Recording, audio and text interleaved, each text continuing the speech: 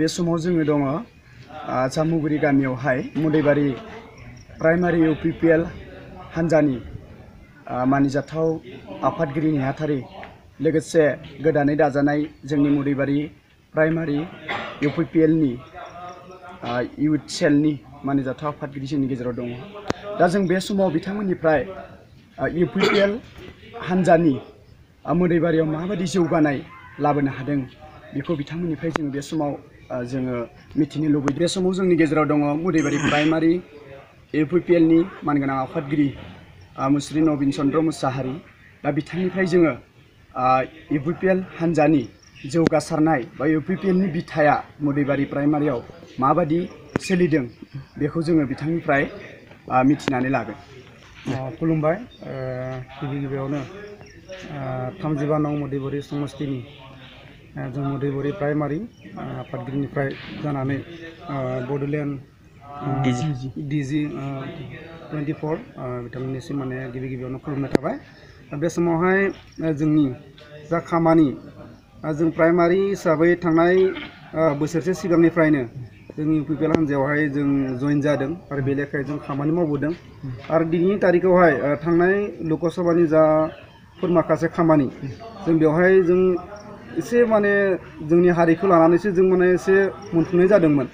दा बे खेबावहाय नायबाय जोङो जोंनि UPPL हान्जानि मानगोनां मिरु आफादनि मानगोनां प्रमद सारनि दैदेननायाव बिथाङा बे हान्जायाव जइन जानाय लोगो लोगोनो दा दिनैनि तारिखावहाय जों एसेबां माने मोजां मोनबोदों। जोंनि बर'ल' नङा गुबुन जाति बा हारि माहारिफ्रा जोंजों लोगोआव थाफैबाय। दिनैनि तारिखावहाय जों फार्स्ट टाइमाव जोंनि बडिया एसे खममोन, जोंहा 27 जन 28 जन। बेनि उनावहाय जोंहा जेब्लानोखि जोंहा अर्डार फैबाय, जोंहा समाजनिफ्राय अर्डार फैबाय 40 जन होनाय, बेखौ जाफुंबाय। बेनि उनावहाय जोङो 101 बेबायदि जोंखौ दैदेनगिरि लानो थाखाय खावलायबाय। दा बेनि उनावहाय आरोबाव बांनानै 150 जोंखौ खालामनो होदों, जों बेखौ मावफुंबाय। आरो दिनैनि तारिखाव जों आफादाव ओरैबायदि जों मोनसे मोजां बिथोन मोनबोदों, गुबुन दिगनिफ्राय जों माने खौसे जाबोनायखौ जों मोनबोदों। दा बे लेखायै जों फैबाय थानाय जोंनि 35 नं मुदैबारि समस्तियावहाय जों देरहानाय खारथां आरो बिथां बिजाथि एन्टनि बसुमतारी बिथांखौ जों UPPL हान्जानिफ्राय जों हाजासिम जों खामानियाव जों माने हेफाजाब होबोगासिनो दं। आरो जों थाबावनाय आद्रा थानाय खामानिफोरखौ जों मावलांबाय थागोन। फैबाय थानाय समाव जोंनि UPPL हान्जाया मुदैबारि 35 नं समस्तियाव देरहानाय खारथां आरो बेयो। दा नोंथांसिम साबायखर। दा नोंथांमोनाहाय मुदैबारि प्राइमारि कमिटियावहाय माखासे गुबुनारिफ्राबो नोंथांमोननि आफादाव लोब बाहागो लानायखौ जों नुनो मोनदों। दा बेबायदि नोंथांमोना बे फैबाय थानाय BTC बिसायख'थियावहाय माबायदि जायगा आवग्रिनानै देरहानो हागोन होननानै नोंथांमोना साननो हायो? दिनैनि तारिखावहाय बेयो जोबोर मोजां मेसेज बेयो। जों दिनैनि तारिखावहाय UPPL हान्जा हिसाबै जों मिन्थिना मोन्दों 40थानि मादाव जों 40थाखौ टारगेट होबाय थादों। थेवब्लाबो जोंहा 30-35नि गेजेराव माने थागोन होनना बुंबोबाय थादों। आरो जों बे लेखायै जों जोंनि भेरगाव जिल्लानि जा मोनबा जों समस्ति बेबो माने जों साक्सेस जानायखौ जों नुहुरगासिनो दङ। दिनैनि तारिखावहाय थांनाय जा BPF नि जा खामानि बेफोरखौ नायनानै जा डेभेलपमेन्टनि खामानि बेफोर जौगायैखौ नुनानै दिनैनि तारिखावहाय लोब जोंनि गेजेरावहाय माने बाहागो लाफैदों।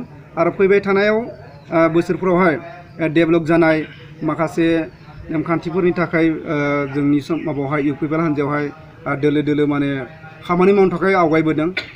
बेखिनियानो आरो। नोंथांसिम गोरबोसे साबायखर बावबाय। दा नोंथांनि सेराव जों फैदों सासे UPPL नि बिबानगिरि महरै नोंथाङा बेसेबां सानो जे UPPL देग्लाय देरहानानै बांसिन मासि लानानै देग्लायनि BTC सरकारखौ दानो हागोन होननानै नोंथाङा माबायदि सानो? गिबियावनो बड'लेण्ड DG 24 नि गेजेरजों गासैबो रायजो राजाफोरनि आंनि गोसोनि गाहाम हामलायनायखौ जासिनाय थाबाय। दा दिनैनि सानाव जों UPPL हिसाबै बा मुदैबारि प्राइमारि हिसाबै जों नुनो थांनायाव महरा जोबोर रोखा देरहानायनि। मानो होनोब्ला गोबां साननिफ्रायनो जों मात्र जयनिंल' जानायखौ नुनो मोन्दों। मानो होनब्ला दिनैबो जोंहा प्राइमारिनि आरो इउथ सेलनि जोंहा मिटिं हिसाबै जोंहा बांसिनानो जइन जादों। बे लेखायै दिनैनि सानाव जोंखौ होबथाना लाखिनाया एगेन्स्ट पार्टिया गोब्राबानो। मानो होनोब्ला जों गासैबो रायजो राजा, गासैबो धोरोम, गासैबो जाति समाज, गासैबो भाषानि मानसिफोरखौ लानानै जोङो आवगायनो नाजादों।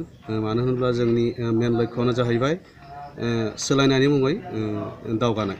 जेनेबा मोनसे भट, मोनसे परिबर्तन, मोनसे खामानि। दा बे जोंनि स्ल'गान। बे हिसाबै जोंखौ बयबो हेफाजाब होदों, बयबो मदद होदों। बे लेखायै बयबो आगानसे आवगायबोदों।